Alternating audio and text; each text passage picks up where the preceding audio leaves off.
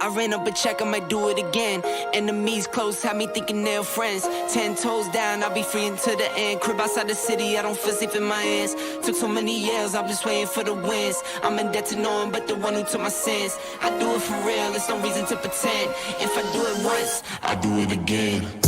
Add it up, bankroll, euro, peso, add it up. I'm just doing me, everything is on me. Oh, you matter what? Add it up, bankroll, euro, peso, add it up. I'm just doing me, everything is on me. Oh, you matter what? Add it up. Told her if it's all me, everything is on me. Gon' back it up. Matter what? Told you I'ma do me. Why you hating on me? It's not adding up. I do roll like a Mack truck. Country heart, I might cop a farm and go act up. Lot of scars, I was cold-hearted, now I'm back up. Keep it real, I do this once a month, I don't rap much. I just take the money and go stack up. Only buying car till you get tatted up. All that other bull, it don't matter much. You only climb me, I put the ladders up. I ran up. Good evening, YouTube. Good evening, YouTube. Welcome back, everybody. We are back here. It is Mike, me, almost and mediocre Mike, mediocre sports guys. How's everything going, Mike? Pretty good, sir. Pretty good. Still mediocre, but you know, once you get used to it, it's not so bad. I know, right? I know. Sorry, guys. We have been off quite for a bit. A lot of things going on. A lot of things going on. Both sides of us here. That's why we just have been streaming for a few weeks now. for a But few we are weeks back. now. We are back. We're We're excited to be here. How is everything going going, okay? Mike? Everything going okay? It's pretty good, bud. Pretty good. Yeah, folks. Like Anthony mentioned, just you know, it's called life, and it's affected both Anthony and myself. But you know, not just us. We know everybody deals with it, and you know, you go forward and just keep chugging ahead. So it is what it is. But we're here tonight. We're excited to be back. Bud, good to see you. Yeah, good to see you too. Yeah, how good to see you you too? How was the 4th? How was the 4th? It's pretty good. I see you're already getting some snow back there. That's pretty crazy. It's still July and you already got snow in the mountains. Yeah, I mean, it's Colorado. What do you expect? Yeah, no, 4th was good, bud. Quiet, which is my preference. You know, it's amazing. The older you get, the more aggravating the noise is from the 4th of July. Makes sense. I know. Makes sense. You know, it's funny. We hung out. We hung out. Friend of mine, and we did a little bit of lighting some. For his area, usually they don't usually pop off a lot. People having them go off. Yeah, way more than normal and stuff. Quite a bit. We had a pretty good show to put on over there. The kids loved it too. So we didn't know exactly. Obviously, Nolan's first one with all the fireworks and stuff for him to see them. So Cheddar was wondering how he would react with doing that, but he absolutely loved them. Absolutely. Did they get to hold sparklers or anything like that? Yes, we got the sparklers. Yes, we got the sparklers for them. Got that all and they loved it. set up, and they loved it. They absolutely loved it. My daughter always time. My daughter always. We light every single time. We light another one. Man, run out of them. You guys run out of them too quick. Yeah, I don't think sparklers ever go out of style. I'm right there with you. When I was a kid, I mean, you like the black cats and all that stuff. You know, mom and dad let you do that, but the sparklers you could always do because they don't really hurt anything. Yeah. But I can't see sparklers ever going out of style. Never. I've never. It's like those. What's the other one? The pop rock one. The little loud snappers. Those ones are never going to go out. Those ones are never going to go out of there either. He got another one there. These ones were like twice as loud or something like that. That's like those ones that you originally get. They're already loud as it is. They're already loud as it is. So you get these ones that are like even louder. You hear them. This thing just pop. And like you said, as you get older, we start to tend to noise. I guess you could say. You could say a little more. But good to hear everything's going good. Like I said, guys, we are back. Like I said, guys, we are back. We're gonna have a good show for you guys. We're gonna have a good show for you guys. Hopefully, we're gonna talk about a few things that have been going on recently. We're gonna bring up a couple other things. Just kind of have some fun today. Have something a little bit new. We're gonna try. We don't have a top 10. We don't have a top 10 this week, but we will get back to those. But we will try something a little different. Called Rapid Round. We'll do a little bit later on in the show. Go ahead and get started. Mike definitely is bringing to my something attention something that's been kind of going on here a little recently. Kind of a beef going on here with Caitlin Clark and Angel Reese. You know, and we know that there's been we know that there's been beef obviously since the college. Obviously the college. Everything that's been going on with that.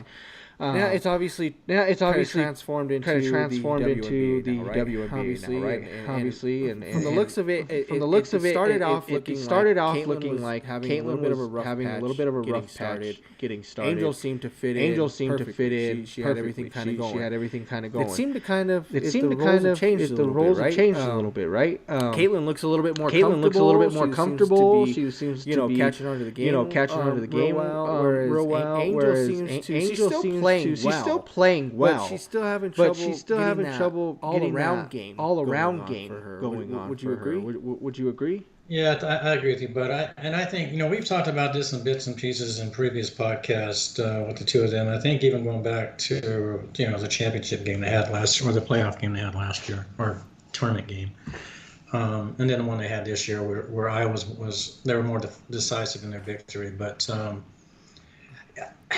Really, I mean, I think you and I both agree, and a lot of people know that prior to that interaction that Reese and Caitlin had in the game last year, and here you've got, Reese doing the can't see me thing and all that stuff, and I get it. Caitlin initiated it, but that's where Reese sort of started coming into prominence. I mean, she was a good player, but she wasn't a great player. But I think it also carried beyond that. It also helped going into this last college season.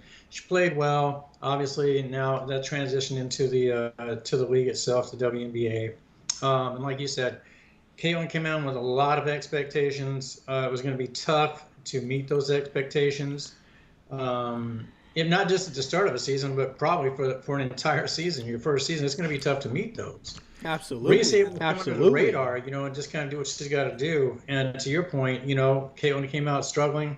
Reese sort of got into a rhythm early on, and I do believe the roles are beginning to reverse. I think Caitlin, like you and I talked about off camera, a little more, the comfort level is growing. I think she's figuring out the pro game as she goes along. I still think you're going to see a lot of improvement from Caitlin. Oh yeah, definitely. Definitely. Well, see, here's the thing that when I'm looking at these people are talking about it, I try to put them in each other's shoes, right? So obviously Angel is what? I mean, I don't know the height. She's about what, 6'4"? That's 6'5". That's pretty tall for the women's game, right? So I try to think to myself, if Angel Reese wasn't as tall as she is, she was down maybe Caitlin's height, maybe a little shorter, would she still be the same player that she is right now? They always say that the whole old can't teach height. You can't teach height, especially in the women's game. If you're taller, you're going to get a lot more rebounds. You're going to get a lot more rebounds. You're going to be a lot more physical inside. You're going to get more buckets at the basket. So for me, I'd like to think both ways. If Caitlin was just as tall, she's still going to be just as dominant, right? In my opinion, even more dominant, right? Because she has the height. She has all that where she can still go get rebounds.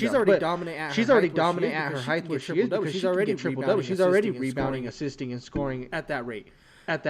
Can Angel do the same thing if she was smaller? Or what would Angel's game be? Because she doesn't have a game other than she's a tremendous rebounder. Don't get me wrong. She's very, very good. She knows how to get in there. She's a great box out. She has a great box out. She gets up to the rim. She's strong. Gets it and she's strong. Especially when she's around the basket. But sometimes the thing is on offense, and you showed me video about that. She has trouble finishing around the hoop, which is not good, especially for a big inside. A big inside. You have to be able to score. You have to put the ball in the basket with being as big as she is, and the fact that she's missing. That's kind of scary to me. Caitlin doesn't miss. And if it is, she's shooting deep. She's great when you get to the rim. When you get to the rim, I don't really know too much about Reese's shot game. I haven't watched her enough to know that, so I don't know. Maybe if you know, she has a little bit of jump shot, but it seems like most of her points are just at the rim, getting the rebound back, offensive rebounds put back up, or layups. I don't really see her shoot. She doesn't shoot from the outside. She doesn't go deep. So that's why for me, I still put Caitlin above her. Because I feel like at either side, whether Caitlin's taller or Reese, Caitlin's still the better ball player regardless, no matter what. Yeah, and to your point, and that's a spot on assessment of Reese. I mean, the game is extremely limited. Her game is limited, and I don't see as she progresses. And still, we talked about this previously. I don't know. She shows a lot of commitment right now, and you and I talked about prior to the season. I had concerns that she would allow herself to focus on the game more than focus on the outside, contract obligations, the endorsements, things like that, and would she really allow herself to potentially develop? She's shown, again, like you talked about, she's got a great body inside, and by that, I mean, she knows how to block out, she knows how to position herself for the rebounds and things like that, and she's very good at it. She shows she can score, and I think she's improved upon that. But I think her game is limited. I don't see a lot of room for expansion on this with Caitlin. I feel like Angel Reese is kind of like that. Joakim Noah. That's kind of how I see. That's kind of how I see. Somebody that can't score at will. Get you somewhere around 8, 9, 10 points. 8, 9, 10 points a game. Rebound the heck out of the ball. Rebound the heck out of the ball and is a great defender. That's kind of what she sees. That's kind of what she sees. I don't see her being this superstar, like getting into the superstar level. But she's a great role player. She's a good defender. Somebody that's good. Where Caitlin's gonna strike better. I mean, she's already got that. I mean, she's already got that. I don't know. I haven't looked at the stat recently, but last time I seen she had them playoffs, right? In the playoffs, right? If not right there. Let's see where they're at.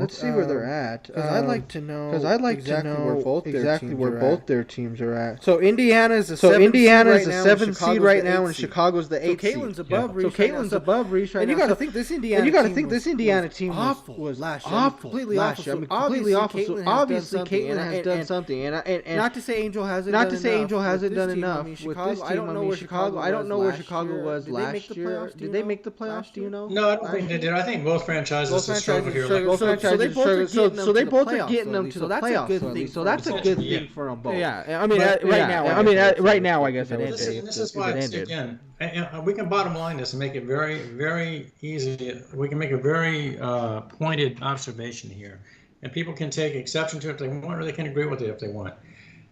Of the two players, of the two ladies playing that we're talking about, if you transition them to any other team in the league, any other team, good, bad, whatever, which one of the two is going to make an immediate impact and have the potential to carry that team to the playoffs? And you know who it is. We both do. Yeah. And people can say, no, you're just being biased. It's just because Caitlin's. No, it's not. No, it's not. The resume speaks for itself, folks. It's right there in front of everybody. It really, this MVP race is really, to me, I get it. I understand with Angel and her 12 or 13 straight double-doubles.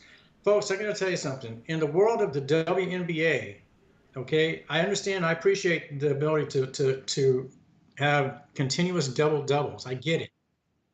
At that level, once you step above college, at that level, where you're talking about the pro game, male or female, and I think Anthony's going to agree with me here. If we look at the male side of basketball for a second, if Bud and I look at any player in the NBA and he's got 13 or 14 straight double-doubles, I'm going to tell you right now, and I can speak for Anthony, but he can correct me here. Neither one of us is going to come away mind blown by this.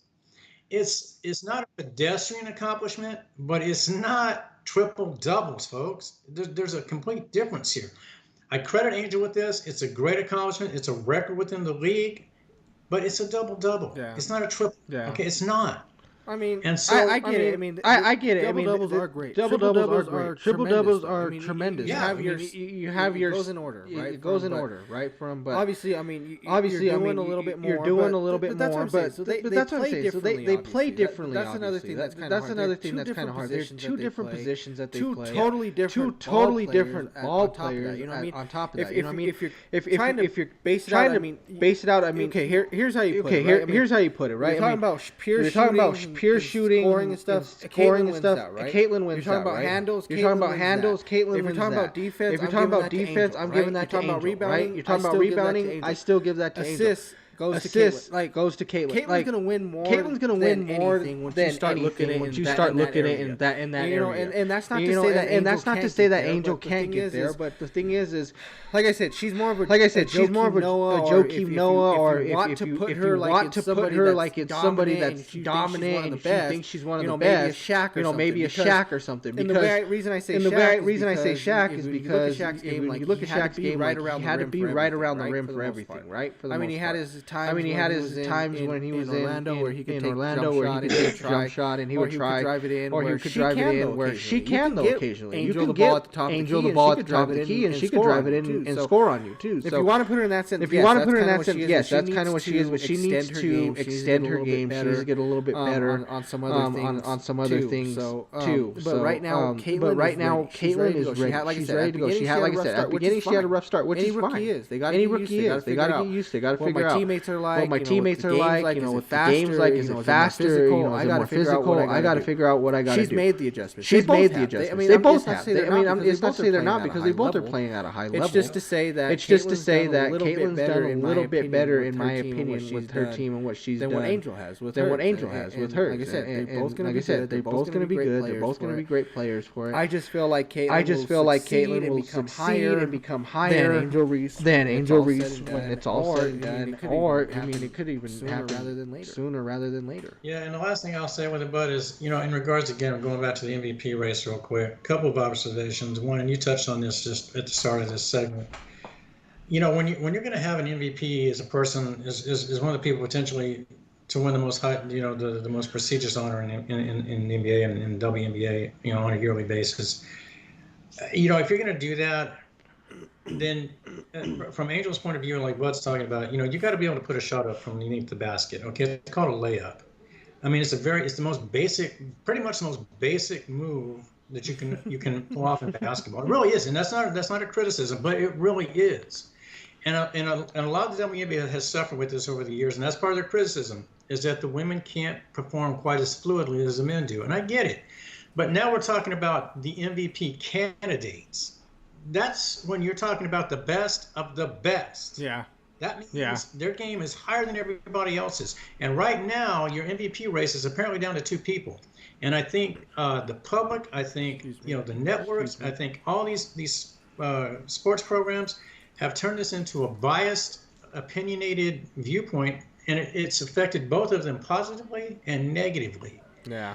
But it is what it is. But at the end of the day, hopefully they both continue to progress and improve, and just carry this league, into the next phase. And I think obviously with Caitlin is very much there. And again, as Bud and I talked about off camera and here on camera, Angel's got all the potential in the world to be a very, very, very good basketball player. So I hope for the best for both of them. I really do. Yeah, no, I agree with you. I agree with you. Definitely, for sure. All right, Mike, moving on. So big thing that happened just recently, this past week and stuff. 11 years. College football is now back on your local consoles. Local consoles, right? Man, this thing is huge. Mike. I don't know if you've been paying attention to it. I obviously got it. I did the early release on it. I played it pretty much every single day so far since I've had it. It is so much fun to have college football back on video games. On video games. There's just something about a college football game that is just so much fun. And I'll tell you what they did. Excellent with this game. So far, so good for me. I love playing it. I've done my standard dynasty where I play with the whole team. I've also just done my own player, and I'm actually enjoying every bit of it. I don't know what you've heard about it. I don't know what you've heard about it, Mike. Or if you've got a chance to look at it, play some of it. But what are your thoughts? No, I told you about it because I started sending you the preview videos so you could get an idea of what it was going to be like. And I thought, I got to send these to Bud because, in case it's been a long time, like Bud said, 11 years. So sometimes if you haven't played in a while, you forget what some of the buttons can do. So I sent him a couple of sneak peeks with guys saying, do this, do that. Folks, I don't even play video games because most importantly, I suck. But Anthony's always been very accomplished at it. And I used to watch him play the college football and hockey and other video games.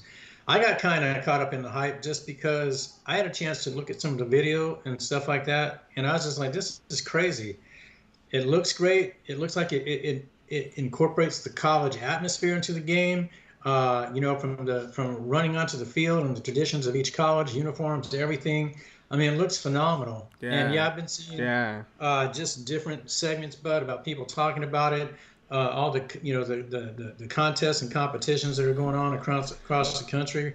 I'm sure outside this country too. I got to believe it's got some popularity outside the country as well. But Oh yeah. It's one of the biggest things for a lot of these streamers and stuff that stream video games. Because right now, video gaming is kind of at a standstill. Call of Duty's kind of falling off slow. Everybody's waiting for that Black Ops 6 to come out. Fortnite's not as great.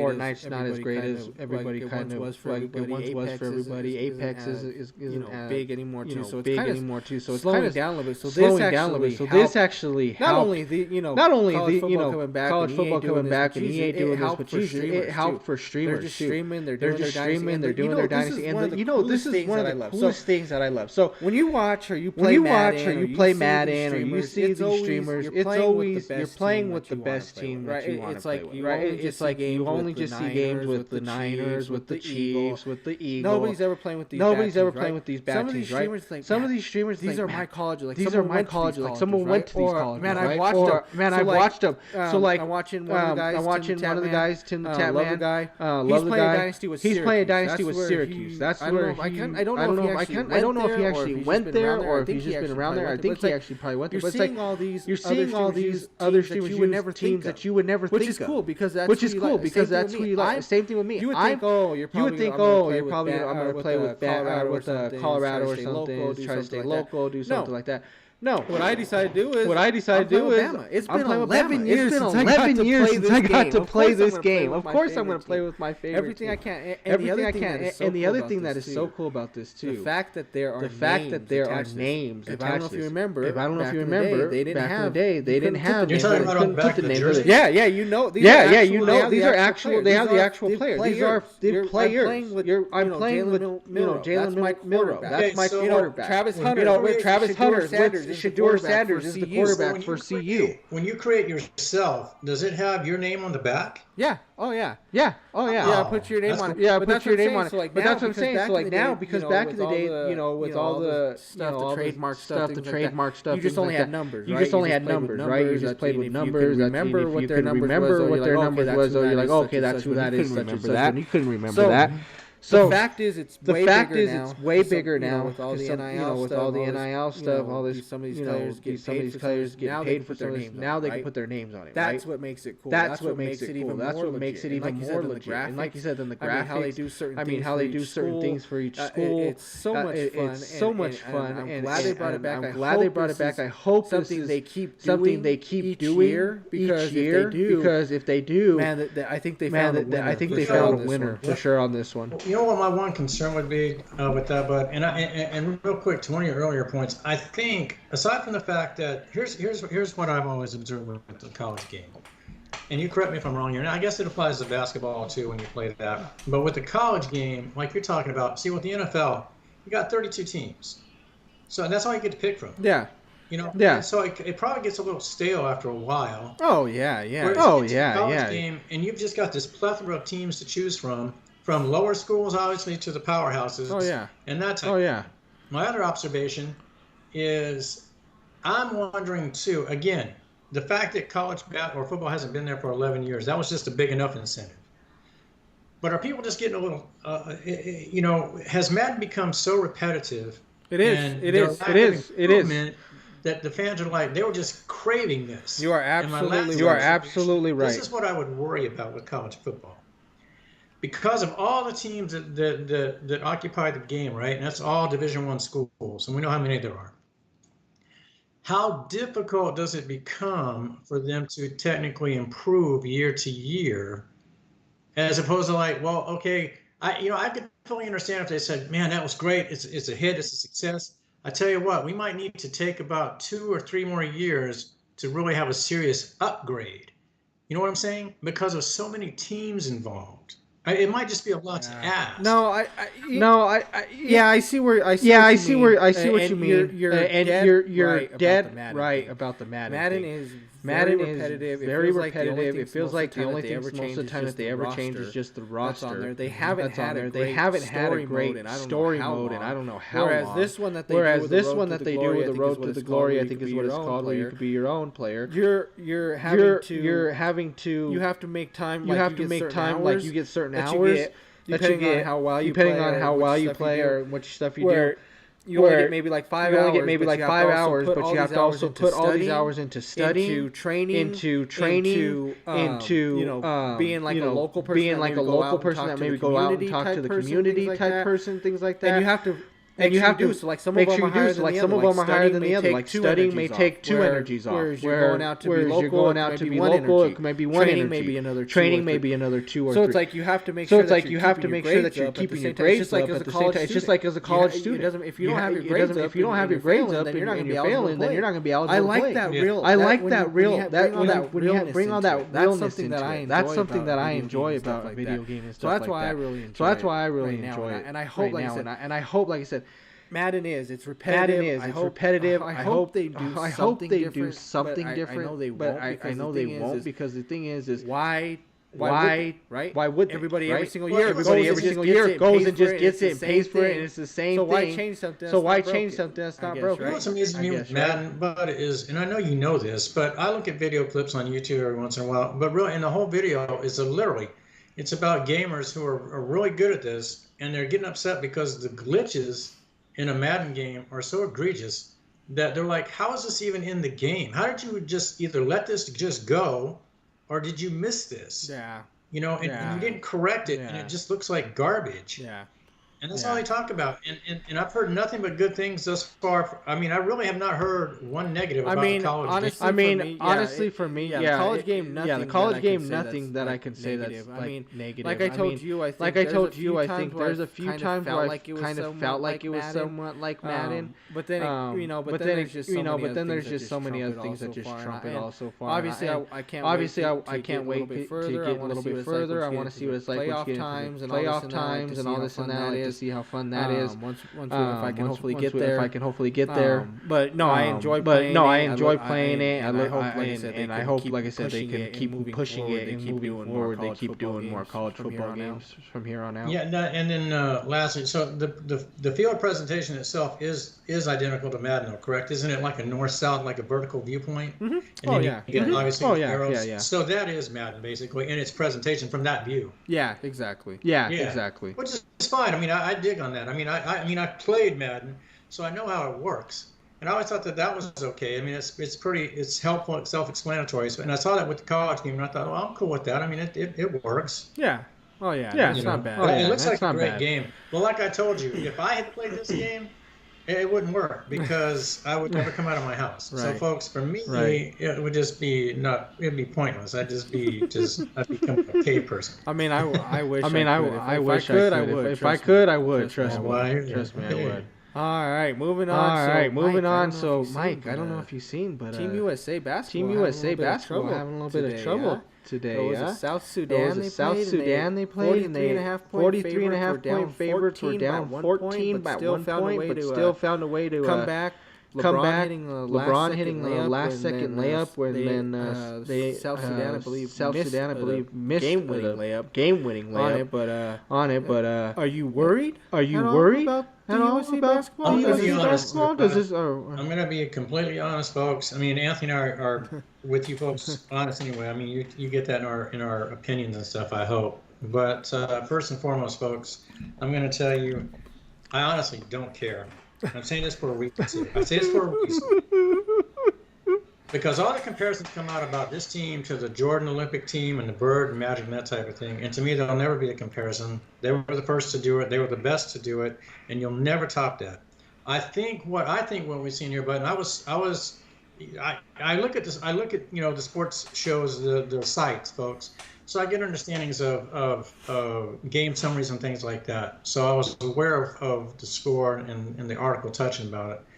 What I'm thinking about is, are we getting a few egos involved here? Two things. One is the team itself. Are they a little bit arrogant and just thinking that because they've been hyped pretty big. There's a lot of hype to this. I'm wondering if they're buying into the hype, if they're a little bit arrogant. And I'm also wondering if there are just a few attitudes that are polluting the ability to perform like they should be. Now, I think. So here's the thing. I think they'll be fine. I think they should roll through the Olympics. I think. We've said this about a lot of teams that they should have rolled through. We've had teams with LeBron and Wade that did not take care of business and get us the gold, right? The Kobe team struggled. Exactly. So for me, I am a little worried, but I think they will figure it out. Where, like you said, they should start kind of figuring out. And honestly, this is one of the first games without Kawhi. Obviously, Kawhi's now not on the team anymore. They got Derek White in. Also, which also some sort of controversy on top of that too, because a lot of people thought Jaylen Brown should have been brought in instead of Derek White. Which I'm kind of with you on. I'm kind of with you on most of the stuff where I don't care, but at the same time you are supporting our country. You're playing for our country. The Olympics are a little different, right? When you're talking about the country itself. We are used to running through this. We are used to having teams that it doesn't even come close, right? Recently, that has not been the case. Why is that? Is it because are we not sending the right players? Are we not playing as hard out here? Do we not care as much?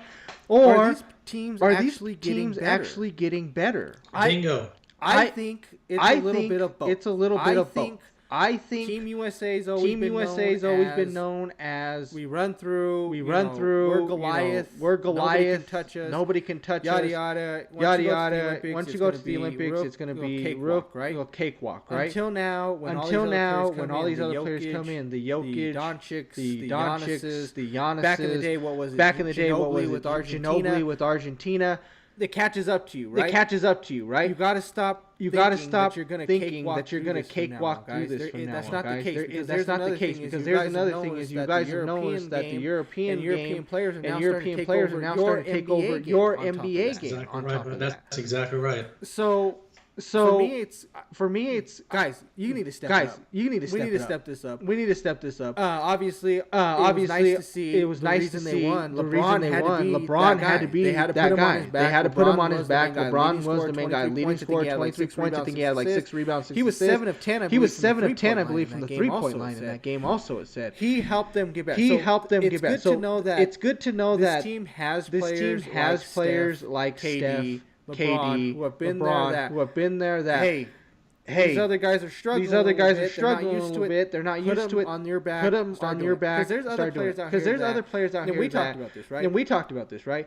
Who's in charge of this team? Who's the leader? Who would take the last second shot? I know Anthony Edwards sitting there thinking he might be that guy.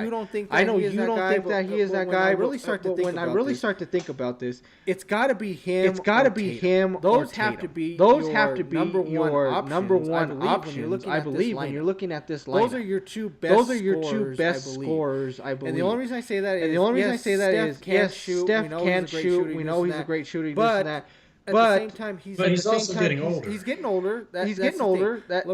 LeBron isn't the same. He's still LeBron James. He can put up the points. He can do what he has to show it, obviously, to get this win. But at the same time, if you're trying to save these guys that are the older ones, and you're not trying, put them on. Put Edwards on your back. Put Edwards on your back and ride these kids. Go ahead and let them go. Go ahead and let them go. Because they can. They are great players. They're great players. Tatum and Edwards both have all-around games. They both can play defense. They both can shoot outside. They both can score on the inside. They're beasts. Let them run wild. Let them run wild. If they want to let them think that the team's fine. Because in the end, today showed who actually is in charge. It's still the old heads. It's still LeBron. It's still LeBron. Guys, you almost lost. 43.5 point favorites. Down by 14 at one point. Almost lost this game. But who had to help you guys? Come back? It's also reality check to these guys. You want to say you're that good? You got to show me. But if I have to come out here and save you again, then you're not showing me. That you want to be the leader of this team. But also in today's Olympic game, and this is what you're touching on in part too. At least that's what I think. And when we look at 43-point spreads. And again, to your point, leagues or teams and countries are changing. They're developing. They've shown this, particularly with the European game. But you can't And I get part of the line spreads are gambling induced. You know, they're trying to entice you to bet. I get it. But you can't be dropping 43-point spreads on these Olympic games. I mean, that's just absolutely insane. You're still going to motivate teams that are like they got us dogged by 43 points. We're supposed to get blown out. Okay, here's the thing.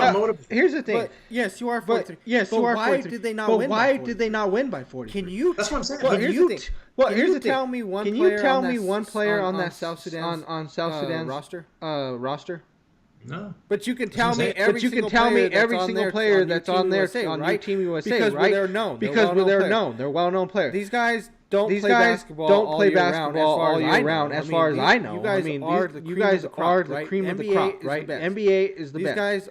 These guys are out there just supporting their country, doing what they're supposed to. That's what I'm saying. The Olympics are different. Those guys went out there. I'm putting on my country. I'm wearing their colors. I'm going out there and playing as hard as I can. Do whatever I can. If I'm playing Team USA, I don't care. We beat them. We lose. We lose. But we do it with pride. Team USA has somehow recently forgot about how to still play for Team USA. How to play strong.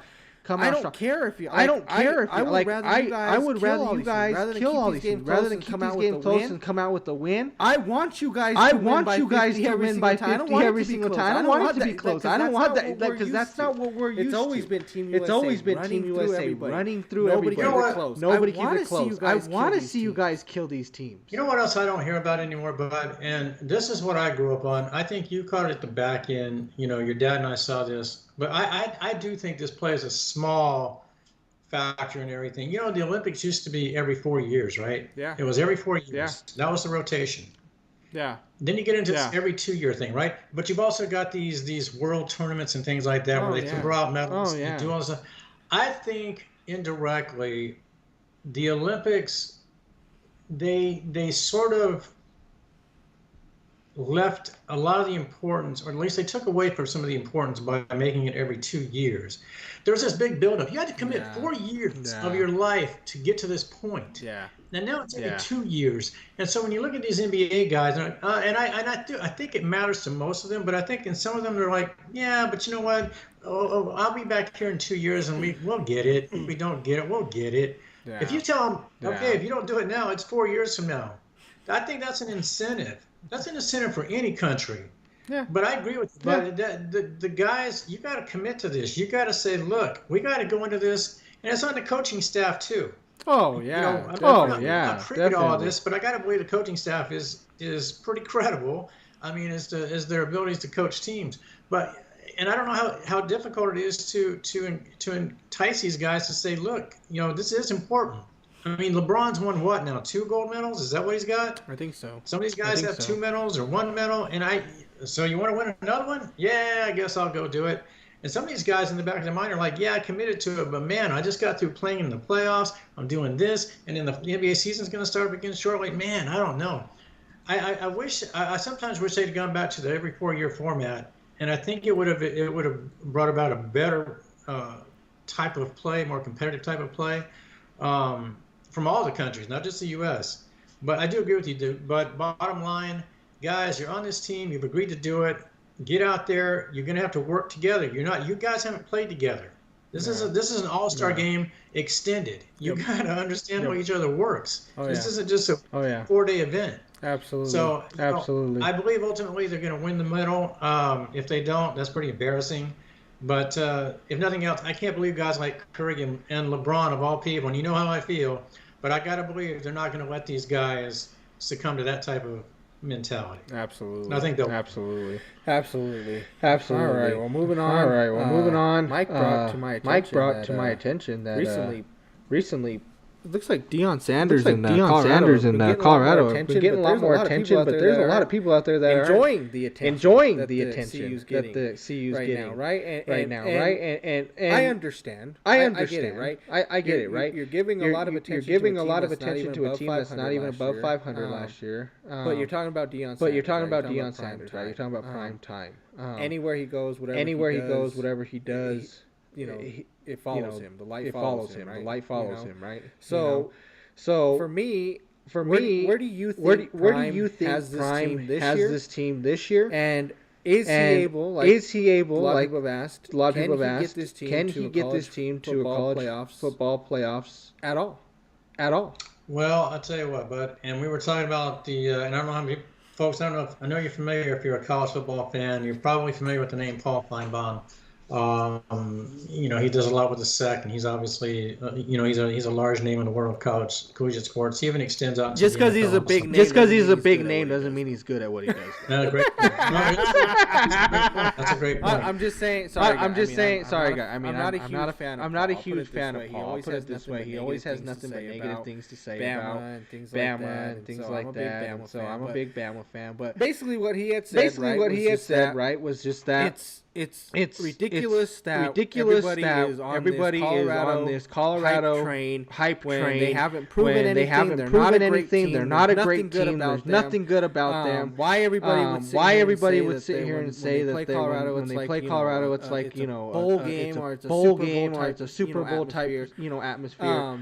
Because it's not. The only thing that they are excited about is that Deion is there. That's the biggest thing in CU. Basically is what he put it. Yeah, in a way. And back to your original point, but and real quick, going into that, there's a couple of things with CU.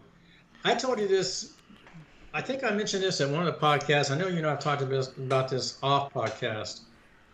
I fully wondered, and I'm still curious as to whether or not how invested is Deion in this program, right? And I say this because I do believe he wants to win. I believe he wants the kids to conduct themselves accordingly and aspire to be great at that program. But I do wonder if he's not looking to the next step, and you and I both know what that is. The last time I heard from him, he was on Nightcap. He was on Nightcap with Ocho and he said that he was asked about going in. He said he does not want to do NFL. He will not do the NFL. He doesn't like the fact that he would have to deal with a grown man crying that he didn't get paid money, not sitting out because he didn't get his. He's like, I love Colorado, and he said he loves Colorado. He said he loves doing the Colorado. This is coming from him.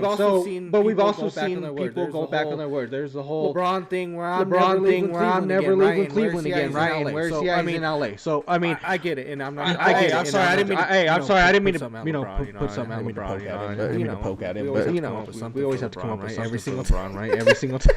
But I'm saying, I think Deion is actually set in college. I'm not saying that he's going to stick with Colorado. I agree with you. I don't think Colorado's his destination spot. I think he still has a lot to learn, and that's basically why. And I think what's going to help him is CU now going back to the Big 12. They once were there at one point in time. Now they're back into the Big 12. He's going to see better competition. He's going to learn a lot more. He's going to grow as a coach.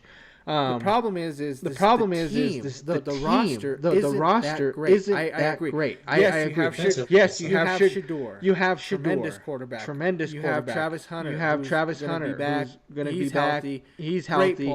Great ball player. What do they do on the offensive line? Shador's great. When the guy's running for his life, that takes away from him becoming great. When he's on the run, he doesn't make smart decisions sometimes. You got to keep him in that pocket.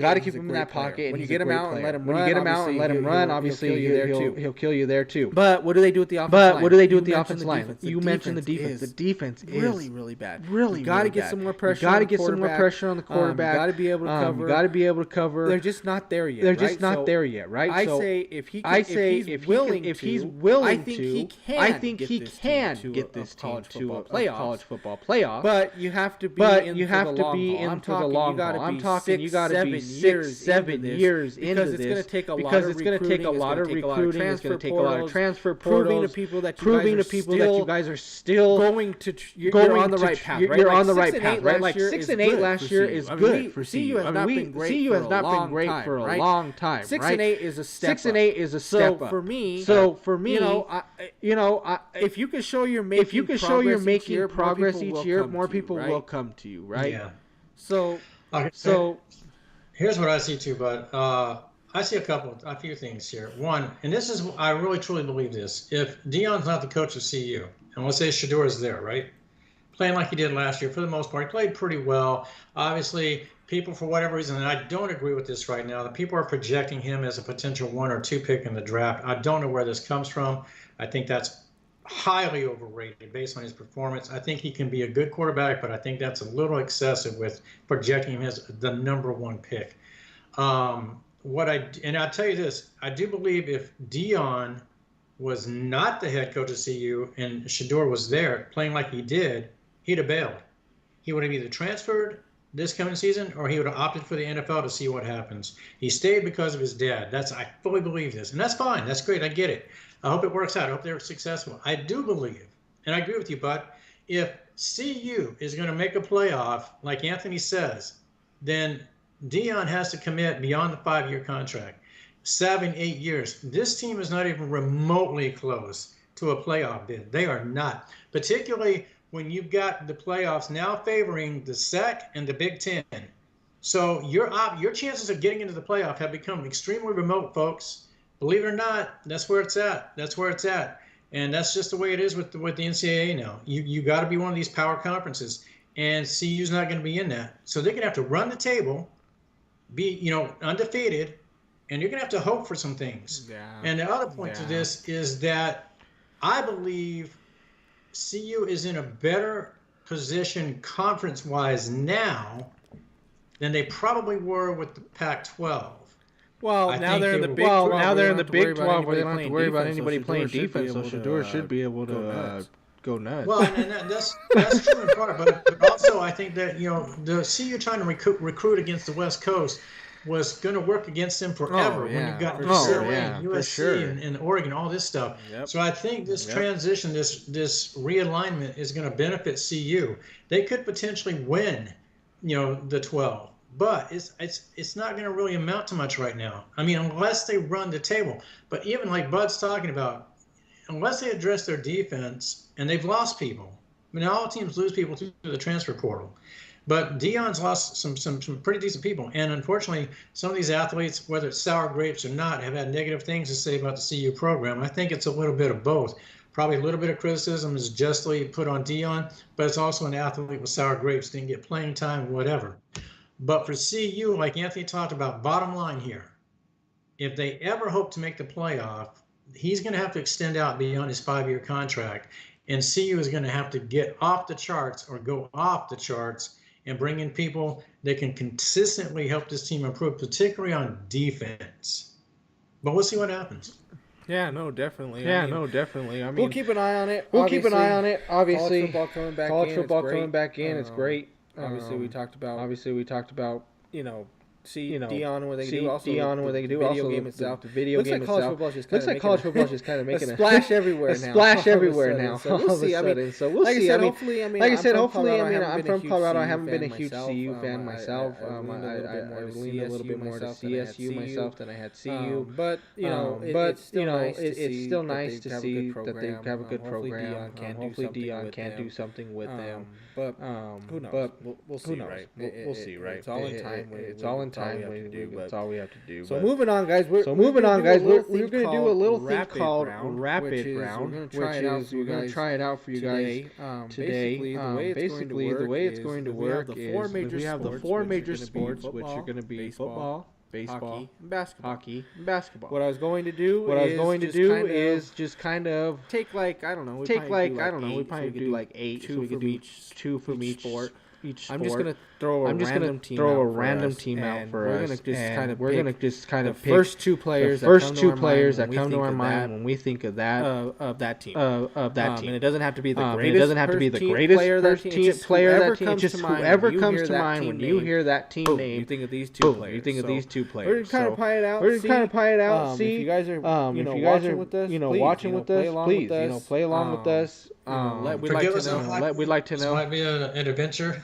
And the thing is, the thing is too, like the reason I think it'd be cool to do this is we just kind of like to see who you think about. Plus, is there a reason why you thought of that person? Is there a story? Is it a favorite player from that team? Somebody that crushed your team at one point. That's why they never get out of your head. But we'll get started here. And the first team I'm just going to throw out. Let's just have some fun. Let's do the Cleveland Browns.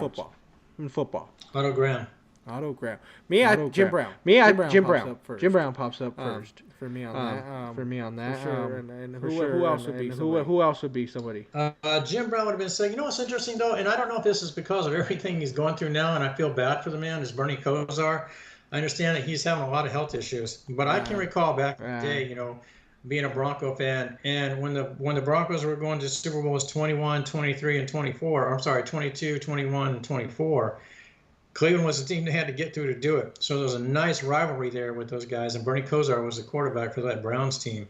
But obviously, I think for most people, but obviously for myself and you, I think, no, I don't know your other pick, but obviously Otto Graham to me is a guy I don't think, doesn't give enough respect throughout history. Oh, yeah. Absolutely. But those are two guys. Absolutely. My other one would be Myles Garrett right now. And the main thing for him is just what he's done so far. I mean, Myles Garrett actually. Because it's funny when we think about it. It's funny when we think about it, right? The people we think about, they're old. I mean, this is old, right? I mean, Otto Graham, way back in the day, Jim Brown, way back in the day. Where obviously, right now, Jim Brown would probably be the best Cleveland Brown ever. I would have to say. But Myles Garrett make a push for that. Make a push for that, right? There's a chance he possibly could, depending on what he does. He's definitely top 5, if not top 3 all time. Possibly with Graham and himself. He has a lot of room to make himself better. He's really changed that defense. Cleveland wasn't ever really known for great defenses all the time. In the 80s, they were actually pretty good. They were the dog pound, obviously, but it's been a while since that defense has been somewhat good, and he's the heart of that. He's the heart of that defense. Very good. He's very, very good. Fun to watch. I don't think he's also somebody else that I don't think gets enough credit because of some of these other guys, like the Donalds got a lot more credit. Max Crosby, those guys, those guys where he kind of slid through. Even the Boses and stuff. You just don't hear enough about him. But you should. In my opinion, I think you should hear a lot more about Myles. Those would be the two that I thought about for that. Great point, but I'd go so far as to say, even at this point in his career, and I can't speak on the entire history of the Browns, but off the cuff, I think Garrett could possibly be right now the best defensive player they've ever had. I really do. I mean, now Cleveland Brown fans can probably. He has to be. Yeah, he has to be. The only other person I could think of would be Joe Hayden. But I think Garrett's still better than Joe Hayden for sure. I just think he's on another level. I just really do. Yeah, he has to be. That's why I said it's real close. It's real close for him. I mean, if you're the greatest defensive player, I mean, he has to be pretty close to being one of the best ever. Then at that point, he's really good. He's really good. But obviously, you're talking about Jim Brown and him. It's got to be a lot more. It's got to be a lot more. He's got to do way more. I mean, I'm not sitting here saying that it's close and that he's right on the heels of Jim. Right on the heels of Jim. I'm just saying that if he keeps going at a good pace and sticks as a Brown, there's a good chance he could maybe try to make a push. And each era, everybody always finds a way to argue who's really better because anybody here that's watching this nowadays, they don't know anything. So a lot of people love the younger kids and stuff. They see what Myles Garrett. Oh, he has to be the greatest. Who else is But you don't know about Jim Brown. You don't know about Otto Graham and stuff like that. Well, let's get real here. I mean, if and we're using the Browns as an example. Let's say I'm Myles Garrett. And ultimately, my career ends up not being as great as Jim Brown's, but I'm considered the best defensive player that organization's ever had. I'm good. Yeah. I mean, I'm good. Yeah. Hey, I'll take that any day. Definitely. All right, well, moving on. We're going to go to basketball, and let's do the Indiana Pacers. Reggie Miller and... Oh, man.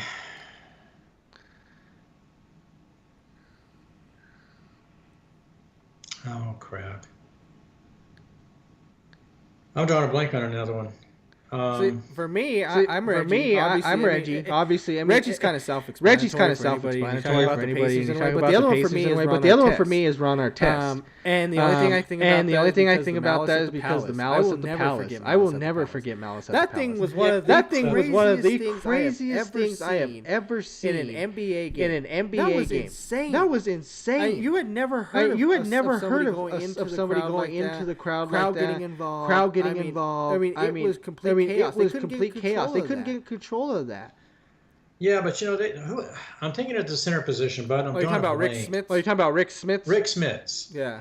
Granted, I'm not saying he's all world, folks. I'm just saying we're looking, like Bud said, from a franchise standpoint. I was always greatly impressed with Rick Smiths. I thought he played well. He was consistent. I mean, I think he had some injuries that diminished his career, his longevity. But I always came away pretty impressed with Rick Smiths. Reggie Miller, as you said, stands on his own. Probably the best player in their entire history of the franchise. Oh, yeah. I like Rick Smiths a lot. Ron Artest, I thought he became more of a journeyman. And I really don't like the idea of a guy, and I get it, Bud. I wouldn't want to be remembered myself as the guy involved in this massive altercation. No, but I will say this. Another thing about Artest is that's kind of where he got his starting point. Indiana was where it opened up more. They realized that he was more than just a defender. The guy could actually play. He could shoot. He could score. That's why he made his way to the Lakers. He obviously hit that big shot to help him win the championship type stuff. But I will never forget that because the other thing when you think about there's other guys there's other guys obviously that come to mind. Danny Granger, or there's Paul George. Paul George is obviously probably in my opinion second behind Reggie Miller all time as far as Indiana Pacers. I mean, he was great. Paul George when he was a Pacer. That's why they gave him playoff as the name. I know he hasn't lived up to it recently. What he did in the playoffs for Indiana back in the day was really good. But for me, it's like that Malice at the Palace. It was something different because for me as a kid watching you never seen that happen. You see players fight, and you see a little shoving and things. The extent that it went to, the fact that people were afraid for their lives at some point in time. I mean, the players were jumping into there. I mean, they were fighting fans. I mean, you're seeing punches thrown. I mean, they couldn't get control. And it was something that was just crazy. And it's one of those things that you will never forget, right? And it's just crazy to think that it ever happened. Yeah, and that's a great point. This is the last thing I'll say about Indiana. I think, speaking on that incident, Bud, I think that also had an impact on fan interaction going forward. I think it gave, and again, it was two-sided, but it was also a fan instigating it. Mm-hmm. And I think that encouraged indirectly fans to feel more emboldened to say, I don't like you. I'm going to say something. I'm going to do something. And if you want to come at me, then come at me. I think it literally encouraged a lot of what we now see. Oh, yeah. And that's Yep. But to your point, I had never seen anything like that.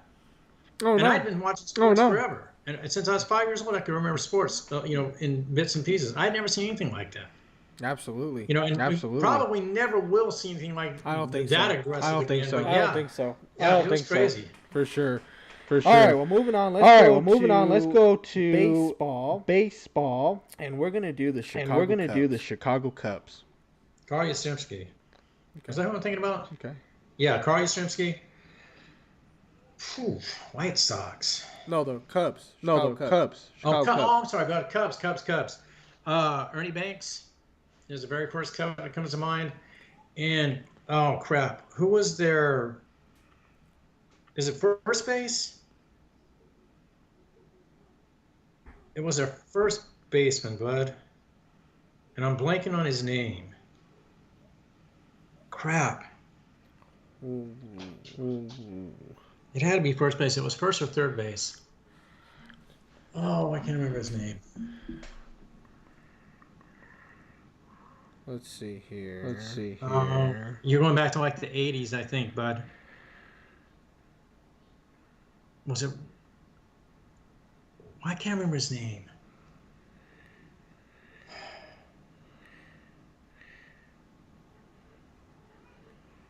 Dang it. I can see the guy. Eric Karros? No. Oh, no, you said 80s, right? Yeah, well, it had to be.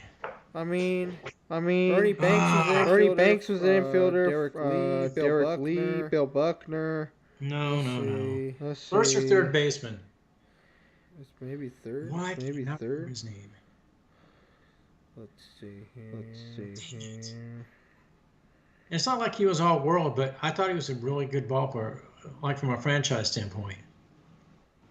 Ryan Sandberg. Oh, yes. Ryan Sandberg, folks. I'm sorry. Yes. Ryan Sandberg, Ernie Banks, two Cubs. You're right. Well, for me, Sosa comes to mind right off the bat. I mean, Sammy. You know what I mean? So much fun that home run. Race with him and McGuire. That was so much crazy to think. It is so crazy to think, right? They were tuning. They were like having games. I remember when they were doing. Remember football games? They were going back and forth from football games on Fox to the games to watch when they would come back up just to show them when they were hitting. Right? That was so much fun. That was so much fun to watch. That race was incredible. It was like every time one of those two stepped up into the box, and they're up to bat. It's like you were watching. You were just waiting for their next step back to see who was going to make the next home run, who was going to go next ahead, who. And it was so much fun to watch. And it was so much fun to watch, right? It might be the last time. I could be wrong, but I think for me anyway, as I recall it, it might be the last time that I saw baseball really truly dominate the headlines, even when football was ongoing. I'm talking about NFL, colleges in play. I was on vacation and I was driving across country, and you turn on the sports at night, even the local news, wherever you were at, and either if you were in those areas, then that was their lead-in story, or obviously when their sports segment would start, that's what they started with. Yeah. It was McGuire or Sosa. It was that big. Exactly. I mean, it was everywhere. Everybody was involved in this. And you were invested in it because it was nightly, like you said, and it was they were that close. Yep. And it was just back and forth. I agree. And then eventually McGuire sort of, spared out a little bit. But, I won't go into the other part of it, but if you put that aside and just talk about what was going on at the time it was happening, it was exciting. Yep. You hadn't seen two guys ever do this before. Even when Bonds was doing it, he was by himself. Yep. There was nobody challenging. There was no race. There was no race. These two guys, it was national. It was other fun. Countries were following. It was fun. So, it was pretty cool. It was fun. And my other one is Kerry Wood. Kerry Wood. The reason for Kerry Wood is I remember I watched him throw that 21 strikeout game. That was insane to watch. I had never seen a pitcher. It's funny because I played with some really good players. I played in high school with a guy by the name of Ernesto, and he was a tremendous pitcher. When he would pitch, we didn't do anything in the field. We just watched the guy strike out. I'm not kidding. Literally, and I'm not kidding. We would maybe see one or two hits to the field a game when everybody else was just getting mowed down by him. I mean, that's what it felt like. That's what it felt like. I'd never seen a MLB pitcher so locked in and just mowing down other professional hitters. It was amazing. And he turned out to be really good. I mean, he didn't have the career that I thought he was going to have. I thought he was actually going to win multiple Cy Young. I thought he was going to be a little bit bigger than what he was. It was still fun to watch. It was still fun to watch, and I'll never forget that. The other thing about the Cubs and the reason I watched a little bit more than them is because I don't know if a lot of people remember this, but back in the day, if you had just standard cable, sometimes you would get WGN, and that was a Chicago network, right? We always had WGN. So I was big on watching the Braves off of there because they'd be on TBS or sometimes they'd be on WGN. The Cubs were always on there. The Bulls were on there. Watch a lot of these Chicago teams so that you kind of. I would come home from school, and I wasn't your typical kid where I'd always put on cartoons or just whatever. I would put on I'd watch the sports. baseball I'd game. watch the baseball game, and I'm putting on the Cubs, watching whoever else they're playing until the Rockies were on. Until the Rockies came on, and when the Rockies came on, I'm switching back to whatever network we're on and watching Rockies. But I would watch Cubs. That's where I kind of started watching them a little bit more was because of that. It's always nice. It's always nice. I still always keep an eye on the Cubs regardless, just because of that reason. But you know what, too? We sit here and we talk about athletes as our first thought. But in the Cubs and the Dodgers are two teams that I could see a person saying their first thought is Harry Carey. Yeah. Or it could be Vin Scully. That's very true. That's I mean, very they're true. so Well, with Vince those Scully players, more like Vince Scully more Dodgers, like though. Dodgers, though. What you think? Than the Cubs. Than Didn't Cubs? you Didn't you say? no, Vin? Carey Vin? with the Cubs. But and Vin Scully- with Vin Dodgers. Yeah, Vin yeah, with yeah, Dodgers. yeah, Yeah. I'm with you. I mean, that's kind of I'm where it with was you. at. Yeah. You know. Yeah. And so somebody said, "What's the first thing you think of?" Vince Scully. I was like, "Well, yeah, I get it." You know, I like that. That's good. I like this, but you don't realize sometimes the impact, and sometimes, you know, again, these guys aren't necessarily the greatest players you'll ever hear about, but you know that you're talking about that one franchise. Oh yeah. So there's a lot of give and take there. So it's pretty cool. Definitely for sure. Definitely. Well, then let's for move sure. Well, on. then let's move on into this is sport. Mike's It's, favorite sport. hockey. It's hockey. Yeah. And let's talk about the The Dallas Stars. Oh man, I couldn't even tell you. You know, back in the day when the Avalanche were challenging for cups, and you'll have to help me here, bud. And this is really literally right now the only one guy I can think of. There was a guy on the Stars hockey team. Well, one of the best. Well, in my one of the opinion, best, in my opinion, I think Derek put it is Mike McDonald. McDonald. That's the He's guy. number one. He's number one. For me, there's two Yeah. other. For me, there's two other guys that come into my when I head think when I think of and the that's Stars, Ed Belfour, and that's Ed Belfour, the goalie at those same times. and Brett Hall played and with Brett McDonald Hall at the played same with time, McDonald too, at in the same time too in Dallas. Yeah, but Brett Hall was on the back end. He was right? on the back end, but He was on the back still end, but he was still there, and he was still McDonald competing when they were with playing McDonald when they were playing against Yeah, the Avs and stuff But there. Ed Belfour. But Ed That's Belfour, good. Ed Belfour was a very good and underrated goalie in my opinion for those Dallas Stars Mike back in the day. McDonald's just Mike McDonald's that just guy. I mean He's that guy. another one. I He's think another one. I think a lot of those guys guys are a little bit underrated. McDonald didn't get a lot of people that talk about him a lot. But he was fun to watch. The guy was talented. Really No, he was really I just talented. didn't like him. Yeah, I mean, I'm not a huge Dallas Stars fan, so that's the tough part on that one. But They had one of the lamest hockey logos in all of hockey. I'm sorry, folks. If you Dallas Star fans out there, I just think it's as lame as all get. Man, that's bad. You're right. I mean, you know, it just You're right, is, though. It just is. But he was a good hockey player. He was better than I gave him credit for. The Stars were a better hockey team. Obviously, they took the Avalanche out a time or two back in the day. But yeah, those would be the two. I forgot all about Belfour. Yeah, let's see. So let's go back to football. Let's go back to football. We'll do 8. So we'll do 2 each for each sport. Each time we do this. Let's go. Let's go and the Chicago Bears. I want to be careful here because I'm just going to say Peyton's a given. But when I look at the linebacker position, that's where I'm going with this. I'm a huge Ditka fan. Singletary was there, and obviously Urlacher was there. They're like the dynasty of linebackers in football. They really are. I lean towards Butkus because I thought he set the example for future linebackers until Taylor came along. I loved his aggressiveness. He was still a little bit before I could remember everything, folks, but even looking at old highlights of Dick, I mean, he was phenomenal. And you hear all the stories about the guy, and it was just off the charts how aggressive and insanely focused he was. But I loved Butkus, and I still do. It would be Peyton and Butkus for me, bud. Yeah, you know. For some weird reason.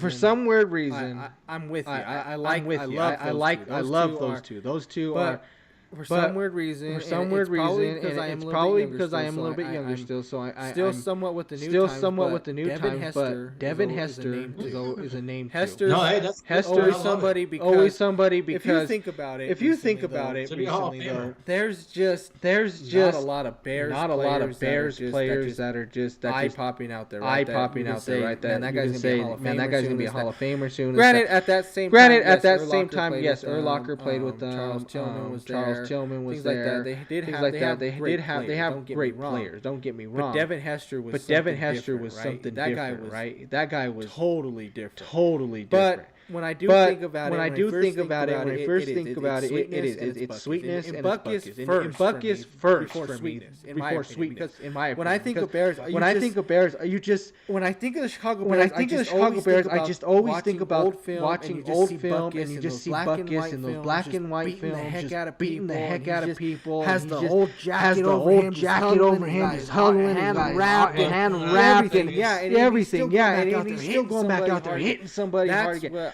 That's Chicago Bears football was back in the day. And then Sweetness came in. And then Sweetness came in, and he brought in that little bit of swag. That little bit of swag. He was a finesse runner. He was a finesse runner. He was elusive. Fun to watch. He was fun to watch. He was great. He was great. And that was the other thing. And that was the other thing. Then when you got to the goal line, you want to try to knock him out. No, he's going to run you right over. So he had everything with that game. But Devin Hester is always somebody in the back of my mind when I think about the Chicago Bears. The Chicago Bears that will always stick with me too, for sure. And I got to say real quick, bud, your pick of Hester, just as an acknowledgement, is phenomenal. I forgot all about him, but this is what when we talked, Bud and I talked about this, his dad and I, and the three of us have talked about Devin Hester, quite possibly to this day, all right, the greatest special teams player we may have ever seen. Yeah. I mean, seriously, this is the guy who should be the first special teams player to ever make the Hall of Fame. That's how great he is. You know what I'm saying? I mean, absolutely. He was that phenomenal. If you didn't get to see this in person, kind of like what Bud was talking about with his teammate when he played high school ball, you almost felt like anytime you kicked off to Devin Hester, you were just waiting to see how long it took him to get to the end zone. Yeah. Not if he was going to get there. How long was it going to take him to get there? It was almost like a foregone conclusion. That's the kind of excitement he provided. It was phenomenal. Absolutely. Great acknowledgement, bud. For sure. All right, so now NBA, our second team. Let's do the Los Angeles Clippers. Do the Los Angeles Clippers. Who comes to mind for you for the Clippers? Oh wow, suck. I mean, it's pretty bad. Oh wow. You could look, I guess, to some degree, you could look at what they currently have as some of their better ball players. And that's sad to say. The Clippers were always that train wreck. They were the team that no player wanted to go to, and if you did go to them, it was typically on the back end of your career, because you were basically an afterthought at that point. I will say this, guys. Knowing that the Clippers haven't had a great. What the heck was that? Sorry, guys. But the Clippers as a whole, if you even think back further back in the day, they weren't the Clippers then, but Bob McAdoo did play for the Buffalo Clippers, I believe. Is what they were back in the day. Yeah. But Bob McAdoo was amazing. Bob McAdoo was amazing. Bob McAdoo, if a lot of people don't know about him, he was big stretch forwards before team kind of came across. Obviously, guys where Bob could shoot from the outside. He could shoot threes. He could shoot jumpers, things like that. But for me, obviously Chris Paul is one that definitely sits in. But I've always been partial, and I really liked him when he came out. Was Corey Maggette, who played for.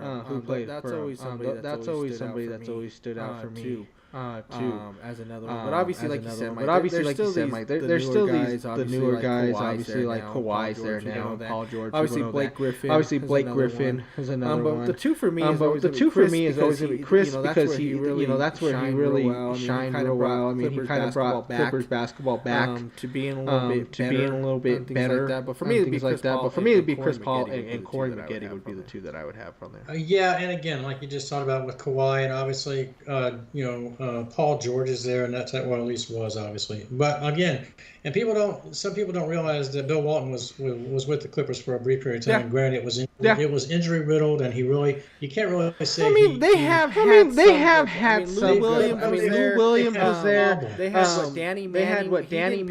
He didn't pan out to be as good as he was supposed to be. The thing is, for the Clippers that suck is, They have been bad. They had chances to draft and get players. Most of those players that they got, great college players, just didn't pan out in the NBA. Which sucks. What are you supposed to do? What are you supposed to do when you're drafting? You go for the best, the highest prospect. They took some of them, and they just didn't pan out. Like that's not necessarily the Clippers' fault, right? In a way, I mean, but that's why sometimes the draft is a risk, right? But this speaks to the franchise as a whole because they originated as the San Diego Clippers. And then, but going back to what, you were talking about with Buffalo and that type of thing, and then they transition to San Diego, and then they become the LA Clippers. So it's a franchise that's never established itself as anything great. They never have been. And even when they've had these teams that were moderately talented, something came along, like Chris Paul, they got him. What happens? The guy is continuously injured. Yeah. And so you never see his full, what he could have potentially offered because of the injuries and stuff like that. Paul George, injured.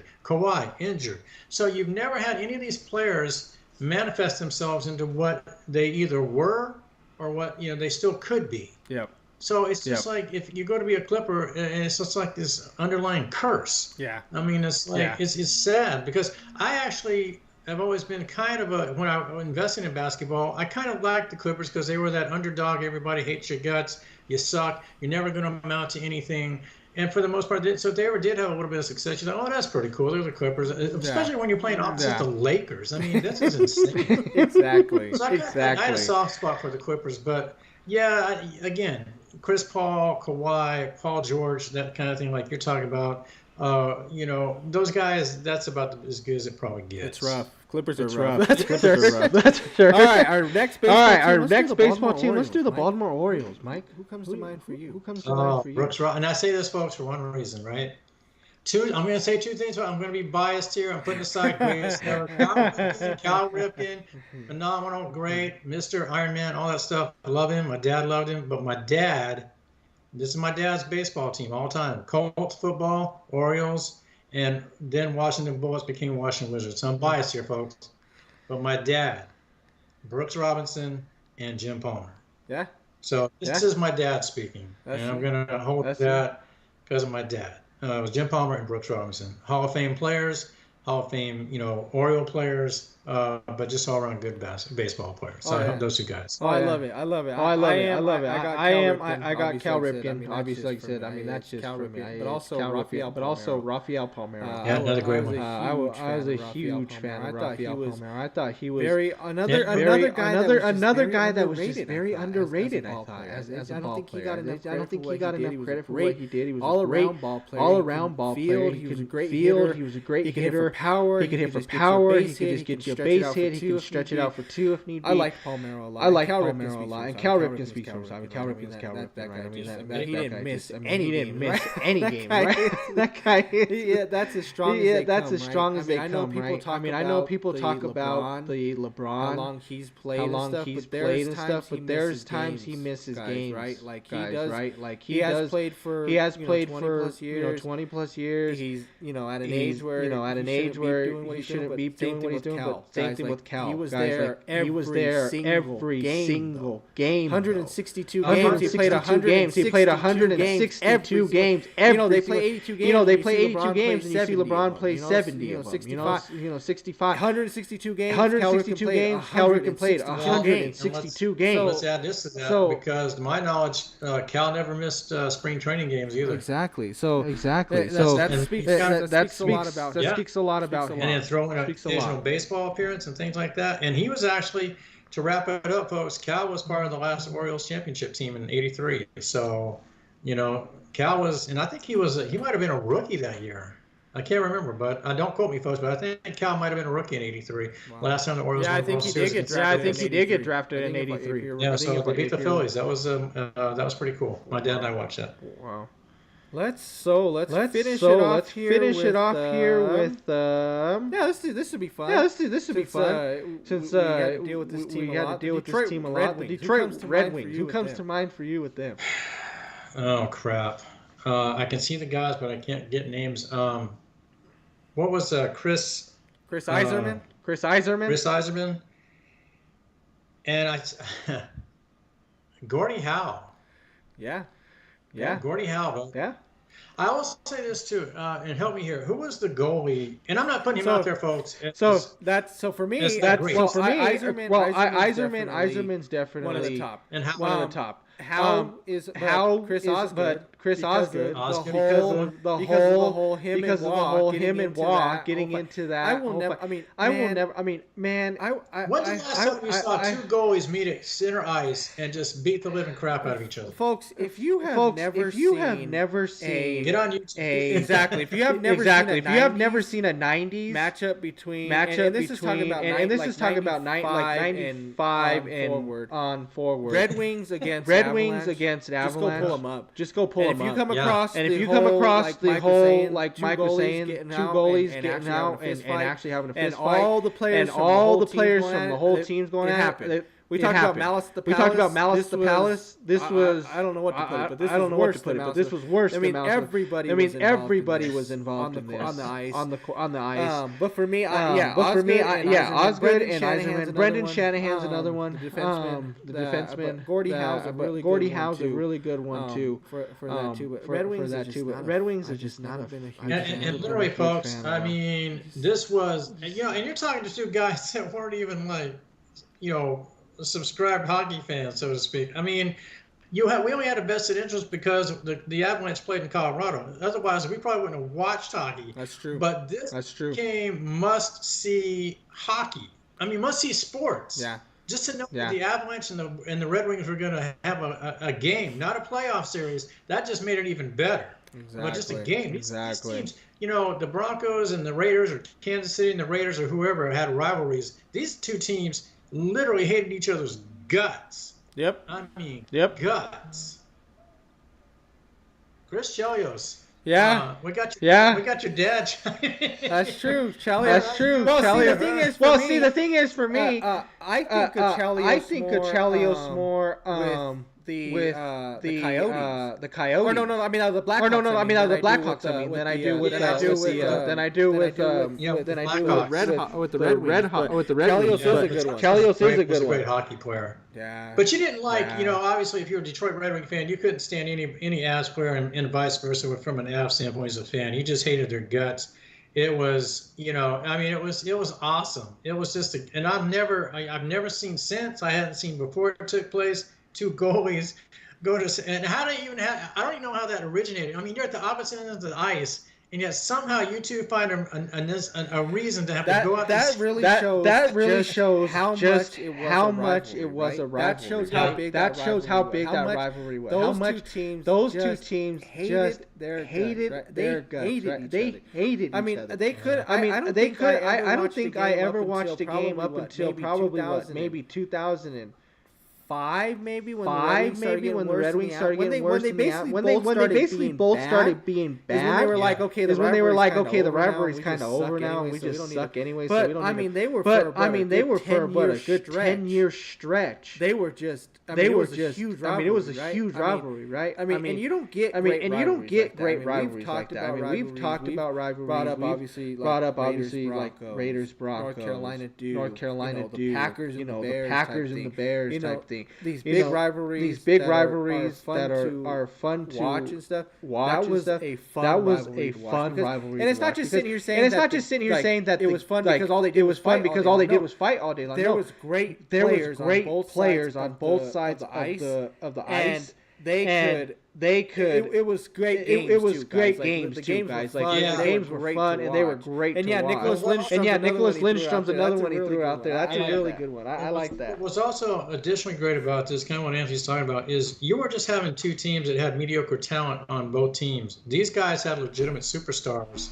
Oh yeah. Various positions. I mean, so these were top tier teams. These were the top 4 or 5 teams in the league during this stretch of this rivalry for the most part. Yeah, occasionally the Stars jumped in or Chicago or something like that to sidestep over Detroit or Colorado. But for the most part, superstars on both sides of the ice and just going at it. And it was phenomenal. And it was one of those things you kind of hated to see end, like you're talking about, Bud. It was such a great rivalry that you hated to see it come to an end. And I don't think, and we don't follow hockey like we used to, I really don't think I've seen a rivalry in sports that basically equals that since then. I could be wrong. We don't follow Yeah. everything, but that was phenomenal. Oh yeah. That was must. Oh yeah. I agree. I agree. For sure. I agree for sure. Definitely. Well, Well, guys, this was great. Guys, this was great. We're glad to be back. We're glad to be back. This was fun. Again, this was fun. Hopefully, we should be getting back onto our regularly scheduled time. Get back to everything. Like I say, guys, we just had a bunch of stuff going on recently. Like Mike said, life happens for everybody. I'm sure everybody's the same way. We want to get back out want to get back out here, start doing more for you guys. Hopefully, you guys enjoy this rapid round. When you guys do watch this, chime in, let us know. Some of the people that you thought of when we mentioned our teams too. We're gonna keep going with this. I think we kind of enjoyed. It's kind of fun bringing back some of these old players too that we thought about. A couple of players we maybe even forgot about that we couldn't think of. Let us know too. Like I said, guys love being back here. We should be back again next week. So tune in next Saturday, 6:30 Mountain Standard Time. Anything else, Mike, that you need?